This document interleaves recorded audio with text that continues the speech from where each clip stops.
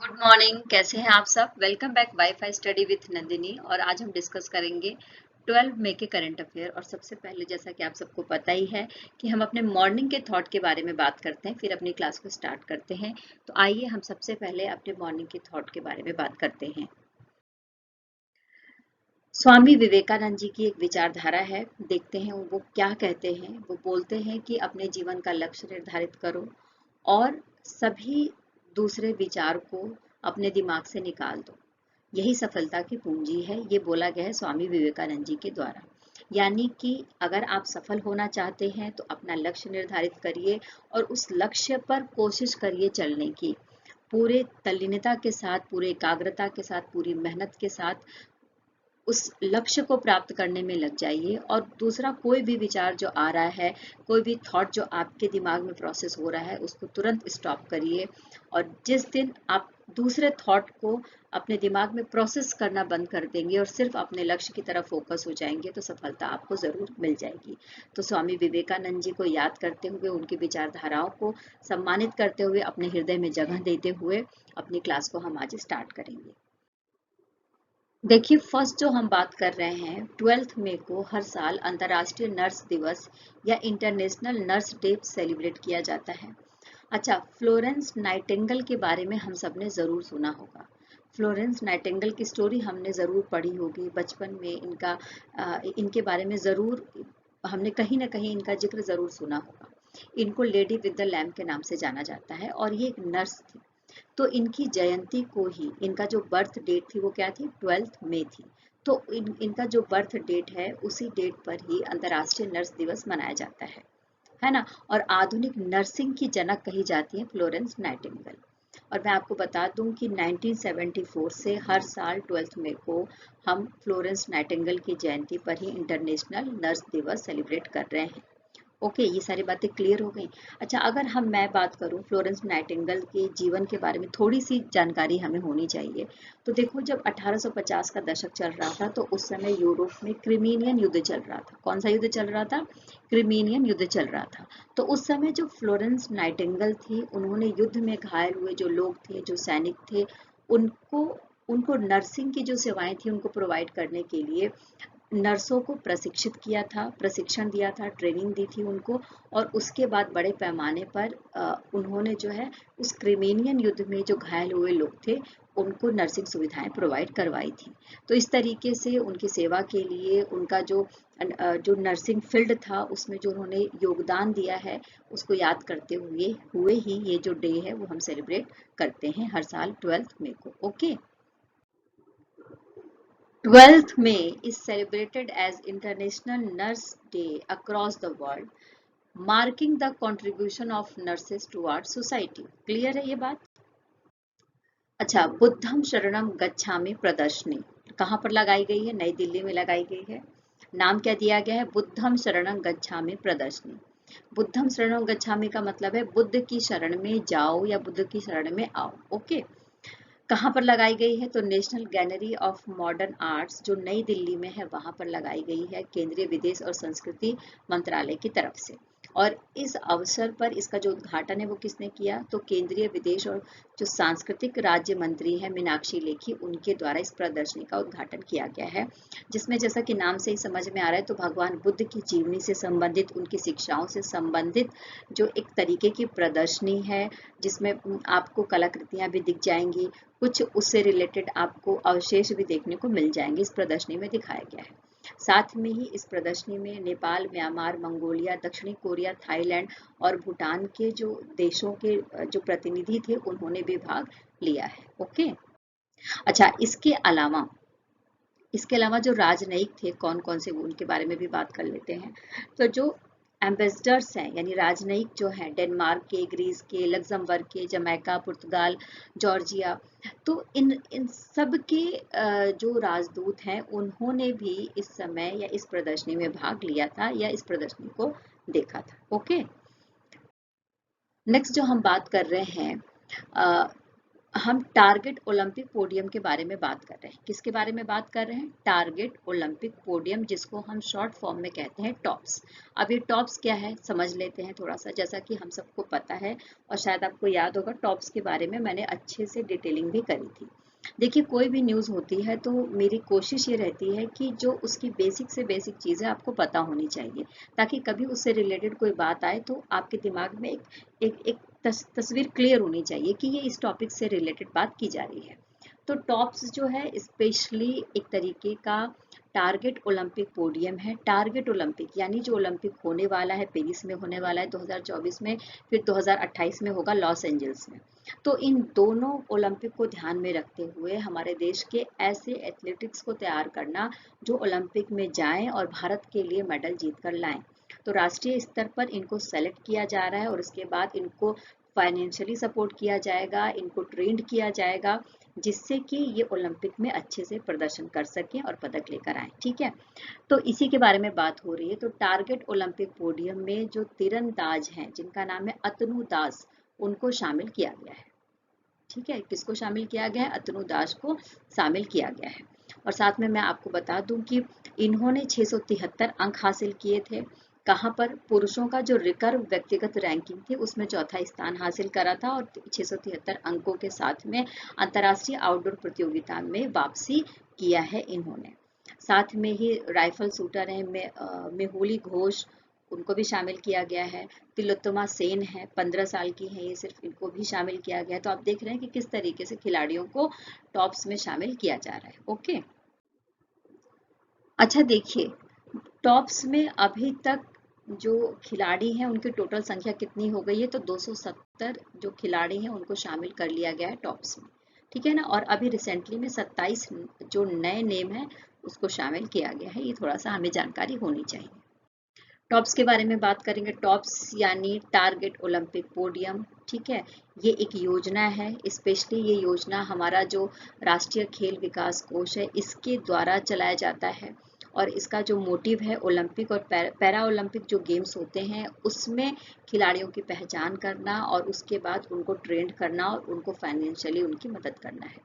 ये हमारे देश का युवा खेल मंत्रालय के तहत आता है।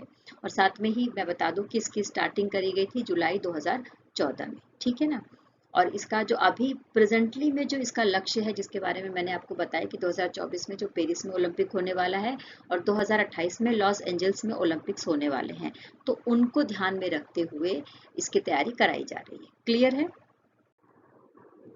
देखिए, जो हम बात कर रहे हैं अभी, हम लियोनेल मेसी के बारे में बात कर रहे हैं। जैसा कि आप इनके पिक्चर भी देख सकते हैं, ये एक सॉकर या फुटबॉल खिलाड़ी हैं और अर्जेंटीना से बिलोंग करते हैं। क्लियर हो गई ये बात?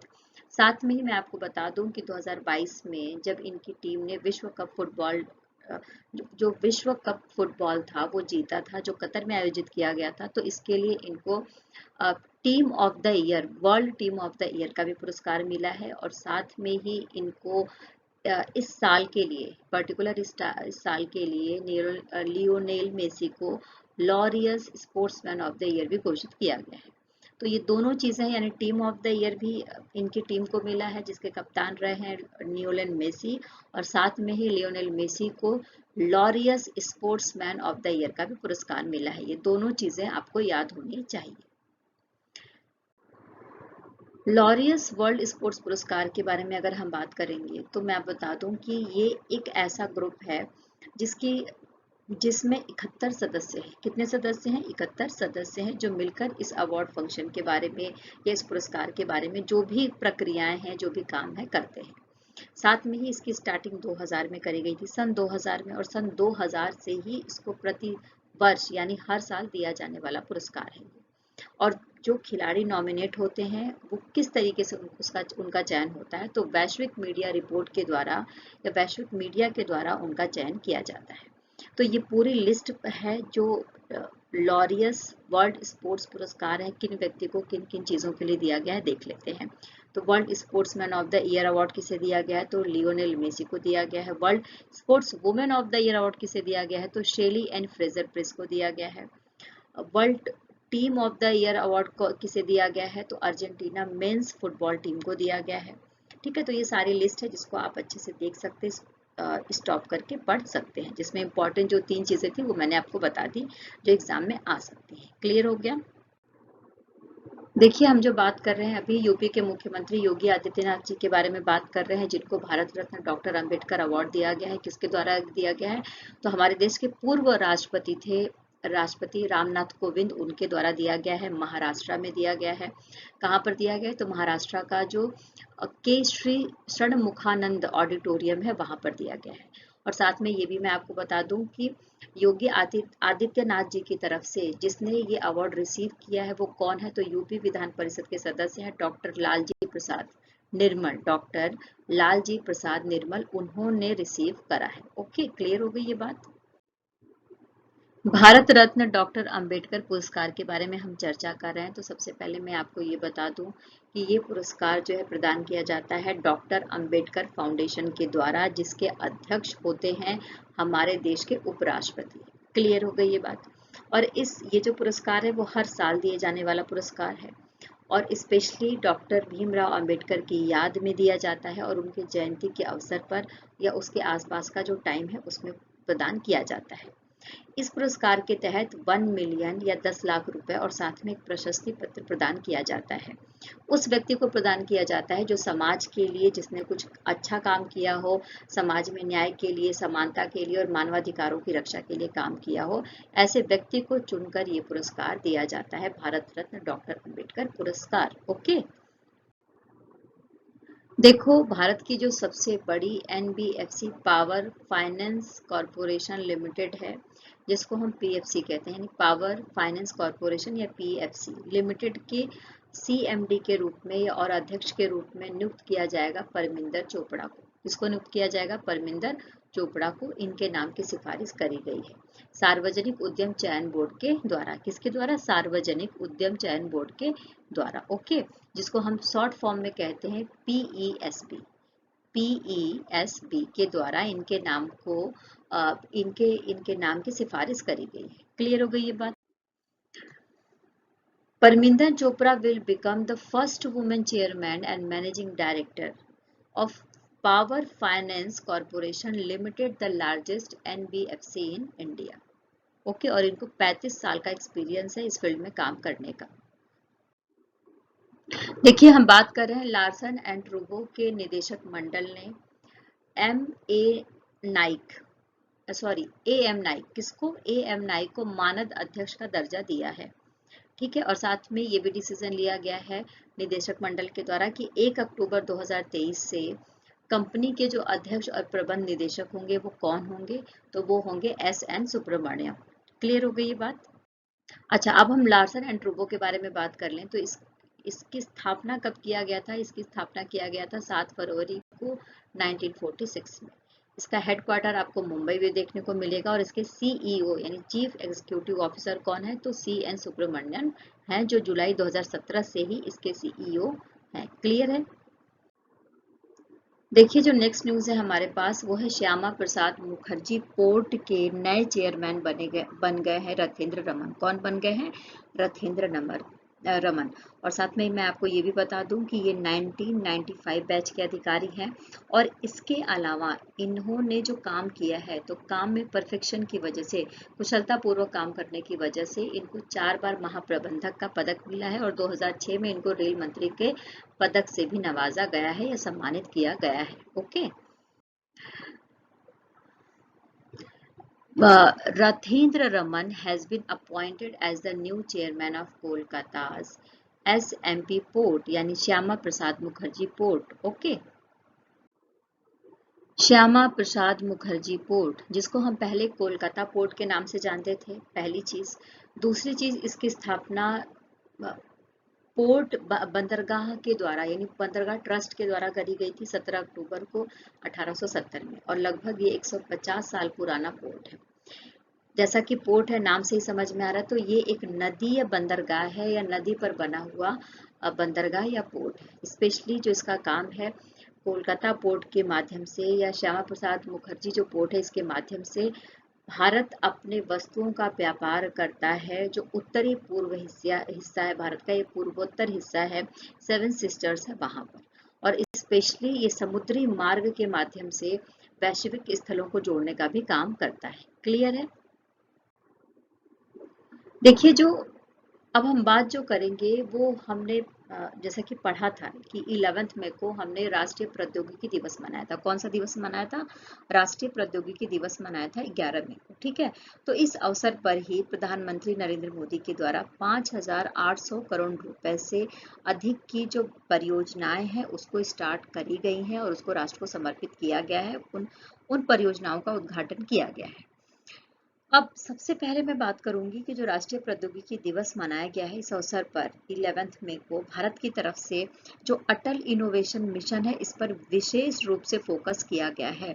यानी इस मिशन के तहत अटल इनोवेशन मिशन के तहत जो वैज्ञानिकता के सेक्टर में और साथ में तकनीकी के सेक्टर में जो डेवलपमेंट हो सकता है उसके लिए जो भी विचारधाराएं हैं, नए नए विचार हैं, थॉट्स हैं, तकनीक है, उसके इस्तेमाल की बात की गई है।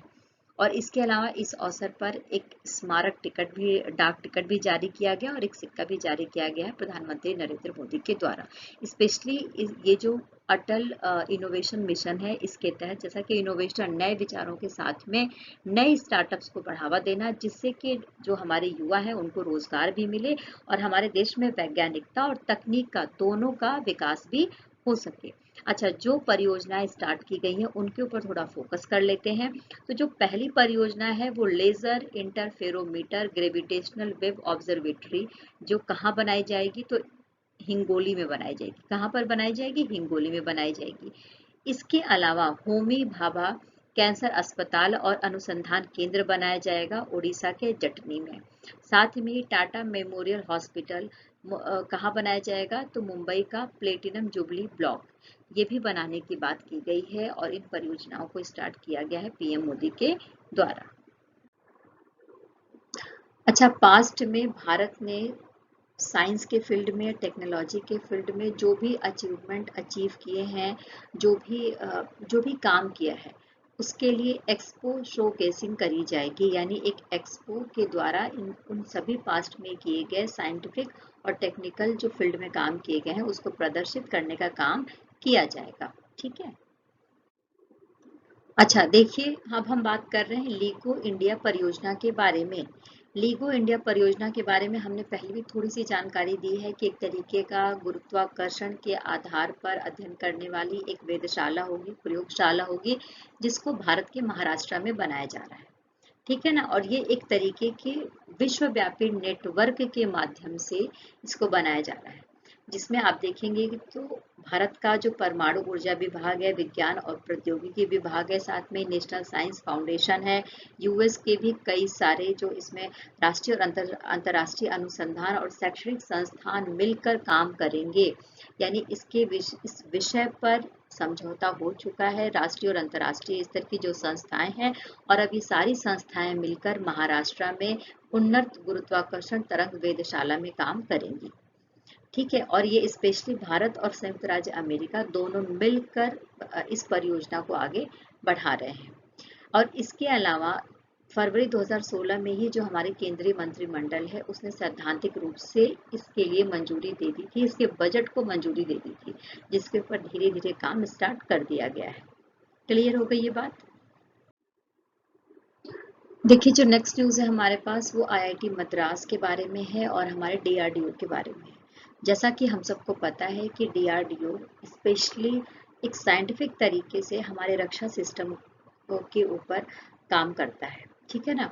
और साथ में मैं आपको बता दूं कि जो आईआईटी मद्रास है इन दोनों के बीच में एक साथ मिलकर काम करने के लिए समझौता हुआ है, बात हुई है। किस किस चीज़ के लिए? तो पानी के नीचे कम्युनिकेशन के लिए सेंसर तकनीक विकसित करने के लिए। ठीक है, और अगर पानी के नीचे सेंसर तकनीक विकसित होगा और इस पर ये दोनों मिलकर काम करेंगे, सेंसर तकनीक बनाएंगे, तो इससे सबसे ज़्यादा फायदा किसको होगा? तो हमारे देश की जो नेवी है उसको फायदा होगा, क्योंकि नेवी उन सभी हरकतों को कैच कर पाएगा जो पानी के नीचे हो रही है ना? तो इस विषय पर काम करने के लिए इन दोनों संस्थाओं के बीच में यानी डीआरडीओ और साथ में आईआईटी मद्रास के बीच में एक समझौता हुआ है और दोनों ने एक साथ मिलकर काम करने की बात कही है। IIT Madras researchers partnered with Defense Research and Development Organization, जिसको DRDO बोलते हैं, scientist to develop sensor technology for underwater communication. Clear हो गया? अच्छा, हम बात करेंगे अब DRDO के बारे में, यानी रक्षा अनुसंधान और विकास संगठन, जो हमारे डिफेंस मिनिस्ट्री के तहत काम करती है और स्पेशली डिफेंस सिस्टम से रिलेटेड, जैसे टैंक का बख्तरबंद वाहन है, सोनार सिस्टम है, कमांड है, कंट्रोल सिस्टम है, मिसाइल सिस्टम है, प्रौद्योगिकी है, क्वांटम कंप्यूटिंग है, इन सबों के विकास के लिए काम किया जाता है DRDO के द्वारा। स्पेशली इसकी जो स्थापना है वो कब करी गई थी? तो 1958 में करी गई थी। इसका मुख्यालय नई दिल्ली में हमें देखने को मिलेगा और इसके अध्यक्ष कौन है? तो समीर भी कामत है। क्लियर हो गया? और DRDO के द्वारा जो पहला प्रोजेक्ट चलाया गया था वो प्रोजेक्ट इंडिगो चलाया गया था, जिसके तहत सतह से हवा में मार करने वाली मिसाइल, जिसका नाम सैम रखा गया था, इसका निर्माण किया गया था। ओके, अच्छा देखिए, अब हम बात कर रहे हैं हमारे देश के जो केंद्रीय स्वास्थ्य और परिवार कल्याण मंत्री हैं, जिनका नाम है मनसुख मंडाविया, और साथ में ही जो आयुष मंत्रालय के सचिव हैं राजेश कोटचे, और ICMR का मतलब क्या है? Indian council of medical research, ठीक है ना, इसके DG डॉक्टर राजीव बहल उपस्थित थे। और इन दोनों के बीच में समझौता हुआ है, यानी आयुष मंत्रालय और परिवार कल्याण मंत्रालय, दोनों मिनिस्ट्रीज के बीच में क्या हुआ है? एक समझौता हुआ है। समझौता किस विषय पर हुआ है? समझौता इस विषय पर हुआ है कि हमारे देश में वो बीमारियां जो काफी ज्यादा सुनी जाती हैं और राष्ट्रीय महत्व की बीमारियां हैं, उनके ऊपर किस तरीके से रिसर्च किया जाए, उसके मेडिसिन कैसे बनाए जाए, कैसे उन मेडिसिन को और उन स्वास्थ्य सुविधाओं को, हेल्थ केयर को आम जनता तक प्रोवाइड करवाया जाए, इन सभी विषयों पर मिलकर ये रिसर्च करेंगे। इसके लिए एक टाई अप या एक समझौता किया गया है इन दोनों के द्वारा। क्लियर?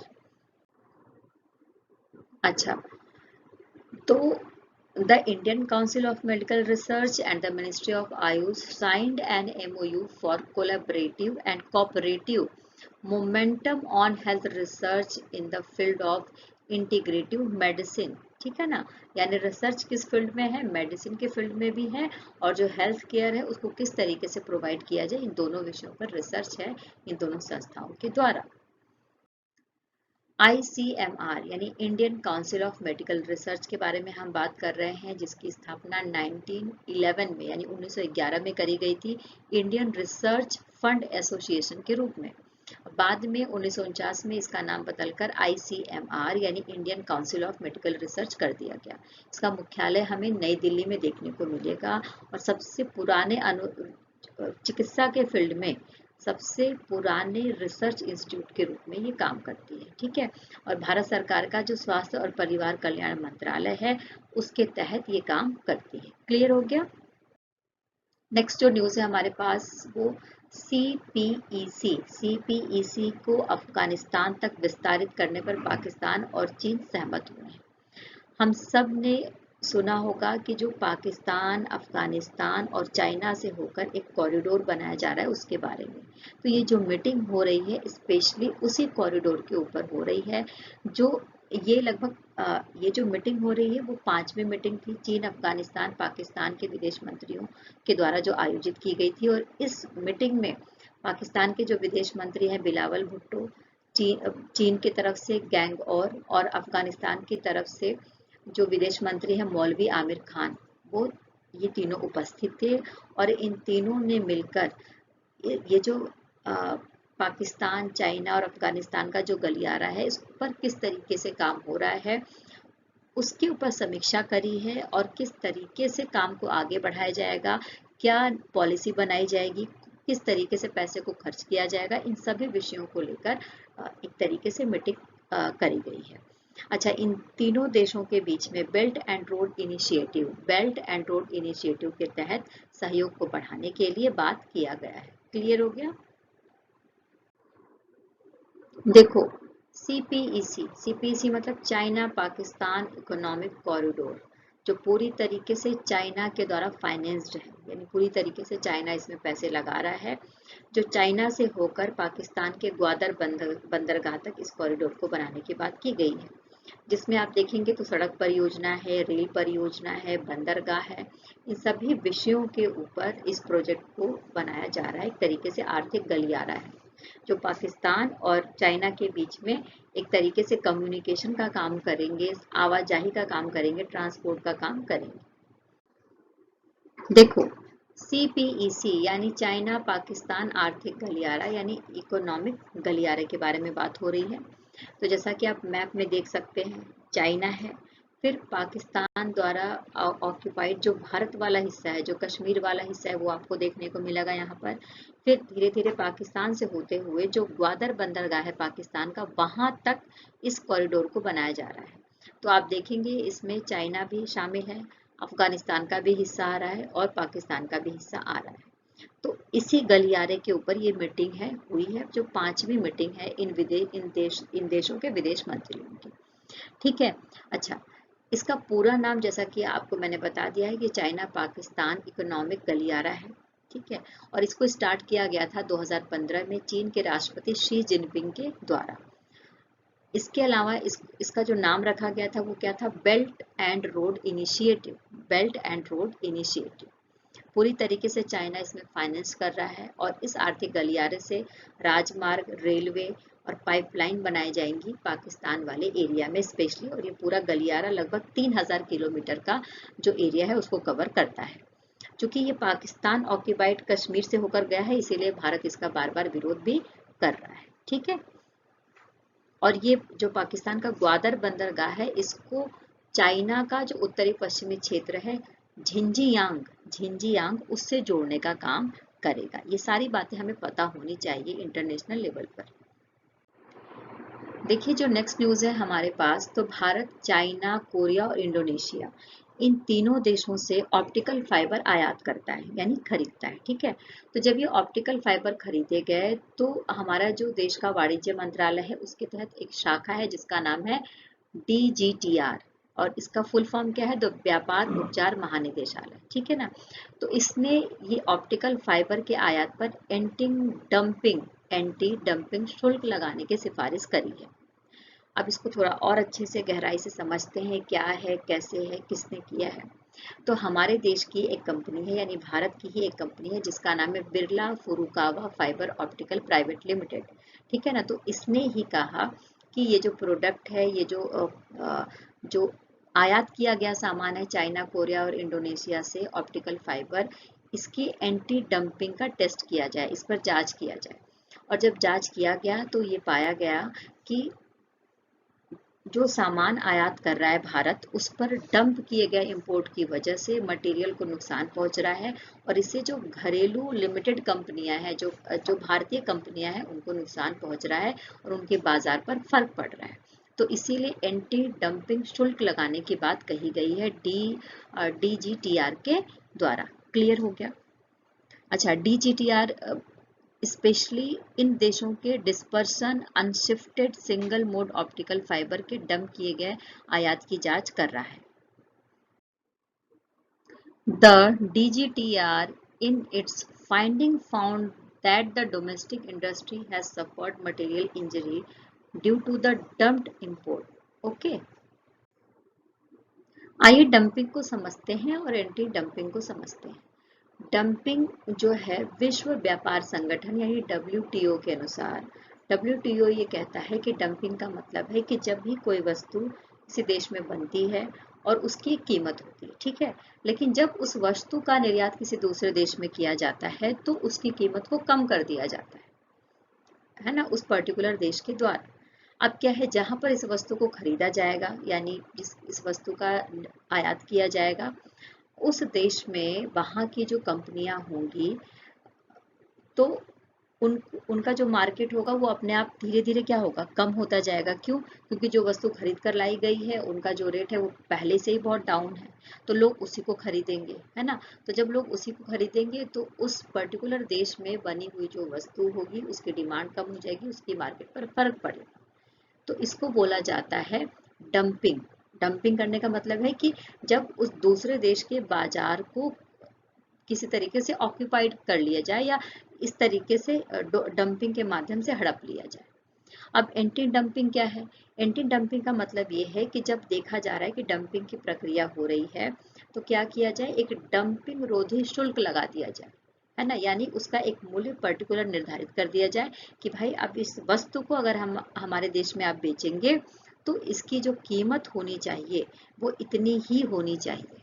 तो उसको बोलते हैं एंटी डंपिंग, यानी जो डंपिंग वाला एक मूल्य है और एक जो पर्टिकुलर एक जो उसका एक्चुअल मूल्य है उसके बीच का एक रास्ता निकाला गया है एंटी डंपिंग के माध्यम से, जिससे कि जो घरेलू बाजार है उस पर्टिकुलर वस्तु का उसकी जो मार्केटिंग है उस पर फर्क ना पड़े। क्लियर हो गया?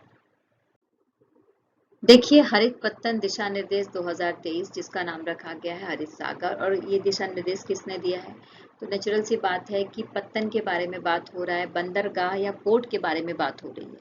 तो ये दिशा निर्देश भी जारी करेंगे हमारे देश के जो पत्तन, पोत और परिवहन और जल मार्ग मंत्री हैं सर्बानंद सोनोवाल, उनके द्वारा जारी किया गया है। जैसा कि नाम से ही समझ में आ रहा है, हरित सागर दिशा निर्देश 2023।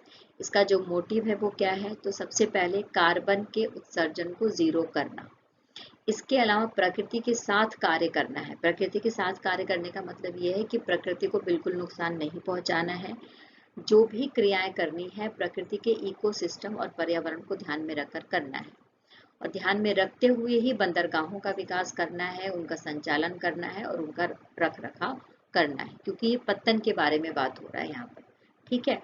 अच्छा, इसके लिए जो ग्रीन एनर्जी है, ग्रीन हाइड्रोजन है, green ammonia, green ethanol, methanol, इन सब का कुशल प्रबंधन भी करना है और साथ में ही इनको सुरक्षित भी करना है, जिससे कि जो भी एनर्जी इनसे निकले उसका प्रयोग इस पर्टिकुलर एरिया में बस रहे जो पोत हैं, पत्तन है, उनके ऊपर उनके लिए किया जा सके। क्लियर हो गया? They also aim to minimize waste through reduce, reuse, repurpose, repurpose and recycle. Promote monitoring based on environmental performance indicators and adopt global green reporting initiative. Okay. Next जो न्यूज है हमारे पास वो है अजय वारियर 23 के बारे में। एक सैन्य अभ्यास है, संयुक्त सैन्य अभ्यास है जो भारत और यूनाइटेड किंगडम के बीच में हुआ है 27 अप्रैल से 11 मई के बीच में, और ये 7वां संस्करण है। कहाँ पर हुआ है? तो यूनाइटेड किंगडम के सैलिसबरी प्लेन्स में हुआ है। स्पेशली आतंकवादी विरोधी गतिविधियों को रोकने के लिए एक संयुक्त सैन्य अभ्यास था ये। क्लियर हो गया? देखो ये जो एक्सरसाइज हुई है इसमें जो हमारे देश की सेना थी, आर्मी सोल्जर्स थे इंडियंस, उनके द्वारा बजरंग बली की जय और साथ में ही भारत माता की जय, इस तरीके के नारे दिए गए थे। ठीक है। देखिए ये जो अभ्यास है अजय वारियर अभ्यास, ये द्विपक्षीय प्रशिक्षण अभ्यास है, यानी इसमें भारत और ब्रिटेन की सेनाएं भाग लेती हैं। और साथ में आपको मैं बता दूं कि दोनों सेनाएं कठिन परिस्थितियों में किस तरीके से संयुक्त अभ्यास कर सकती हैं, एक दूसरे को किस तरीके से हथियार, युद्ध रणनीति, उपकरण आदि प्रक्रियाओं को किस तरीके से एक दूसरे के साथ में समझते हुए एक सेना के रूप में काम कर सकती हैं, इस बात को लेकर यह अभ्यास किया जाता है। ठीक है। देखो भारत और थाईलैंड ने 35वें इंडो थाई समन्वित पेट्रोल का आयोजन किया है 3 मई से लेकर 10 मई तक के बीच में, और 35वें नंबर का संस्करण है ये, यानी 35वें नंबर का एडिशन है। और इसके साथ में मैं आपको ये भी बता दूं कि स्पेशली दोनों देशों के बीच में हिंद महासागर की सुरक्षा को लेकर और समुद्री जो संबंध है एक दूसरे के साथ में उसको मजबूत करने के लिए ये द्विवार्षिक आयोजित किया जाने वाला एक समन्वित पेट्रोल का आयोजन था। क्लियर?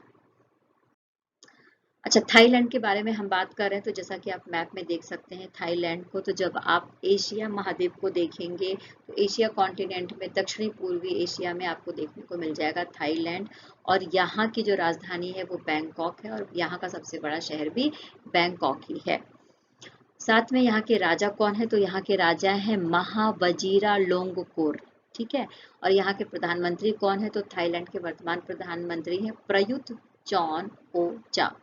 Prayut Chan-o-cha. यहाँ पर कोई राष्ट्रपति नहीं होता है क्योंकि यहाँ पर संवैधानिक राजतंत्र है, जो राजा है वही प्रमुख होता है, एक प्रमुख होता है, और साथ में प्रधानमंत्री कार्यकारी प्रमुख होता है। इसकी सीमाएं हमें म्यांमार, लाओस, कंबोडिया, मलेशिया से घिरी हुई देखने को मिल जाएंगी। मुद्रा यहाँ पर थाई बहत चलती है, और साथ में राजधानी जैसा कि मैंने आपको बता दिया है तो यहाँ की राजधानी बैंकॉक है। क्लियर। नेक्स्ट जो हमारे पास न्यूज़ है वो है वरुण गांधी की एक बुक है जिसका नाम है the Indian metropolis deconstructing India's urban spaces. इस बुक का नाम रखा गया है, ठीक है। ये बुक स्पेशली वरुण गांधी ने भारत के जो शहर हैं उनके जो बुनियादी ढांचे हैं उसके ऊपर बात करते हुए लिखी है कि किस तरीके से जो हमारे देश के यानी भारत के जो शहर हैं उनके बुनियादी ढांचे पर कोई ध्यान नहीं देता है, जहां पर हमें अनेकों जो समस्याएं हैं वो देखने को मिलती हैं, जैसे पानी से रिलेटेड, हेल्थ से रिलेटेड, ट्रांसपोर्ट से रिलेटेड, आवास है, रोजगार है, इसके अलावा अपराध, स्पेशली महिलाओं के प्रति जो अपराध होते हैं वो उनकी संख्या जो है, अपराधों की संख्या वो जो है इस वाले एरिया में यानी भारत के जो शहर हैं वहां पर ज्यादा देखने को मिलते हैं। तो इस विषय पर ही एक बुक लिखी गई है जिसका नाम रखा गया है the Indian metropolis deconstructing India's urban spaces, जिसको किसने लिखा है? तो फिरोज वरुण गांधी ने लिखा है। किसने लिखा है? तो फिरोज वरुण गांधी के द्वारा लिखी गई बुक है। क्लियर। मेक्सिको के महान फुटबॉलर थे जिनका नाम था एंटोनियो कार्बाजल। तो एंटोनियो कार्बाजल का 93 साल की उम्र में निधन हो गया है। साथ में मैं आपको बता दूं कि इनका उपनाम क्या था? तो ला टोटा के नाम से इनको जाना जाता था और 1950 से लेकर 1966 तक के बीच में इन्होंने मेक्सिको के लिए खेला था। 1958 में ये विश्व कप के क्वार्टर फाइनल में भी पहुंचे थे और मेक्सिको टीम के प्रमुख सदस्य के रूप में थे ये। ओके। और इन्होंने मैक्सिकन फुटबॉल फेडरेशन को भी रिप्रेजेंट किया था, उसके प्रेसिडेंट भी थे 1988 से 1994 तक, यानी 1988 से लेकर 1994 तक ये मैक्सिकन फुटबॉल फेडरेशन के अध्यक्ष के रूप में भी काम कर चुके थे। बस इस सेशन में इतना ही फ्रेंड्स। आई होप ने कि आपको सेशन समझ में आ रहा होगा। जो भी कंटेंट है, मटेरियल है, जैसा कि आप सबको पता है कि टेलीग्राम के लिंक पर शेयर कर दिया जाता है, तो आप वहां पर जाकर पढ़ सकते हैं, देख सकते हैं और साथ में ही अगर आप तैयारी कर रहे हैं तो अपने नोट्स भी बना सकते हैं। इसके अलावा नॉलेज भी बहुत सारा होता है हमारे पास, तो उसके लिए भी आप हमारा कंटेंट देख सकते हैं या सुन सकते हैं। तो बहुत दिल से शुक्रिया अदा करती हूँ क्योंकि आप मेरे साथ बने रहते हैं, मेरे चैनल को लगातार देख रहे हैं, मुझे सपोर्ट दे रहे हैं। तो आपके कमेंट करने से, आपके लाइक करने से मेरा हौसला बढ़ता है। और अगर आप नए हैं तो प्लीज़ चैनल को सब्सक्राइब करिए, बेल आइकन ज़रूर प्रेस करिए जिससे कि आपको टाइम टू टाइम नोटिफिकेशन मिलती रहे। फिर कल मुलाकात होगी इसी प्लेटफॉर्म पर, इसी जगह पर। तब तक के लिए टेक केयर, बाय बाय। खूब खुश रहिए, खूब पॉजिटिव रहिए और खूब मेहनत करिए।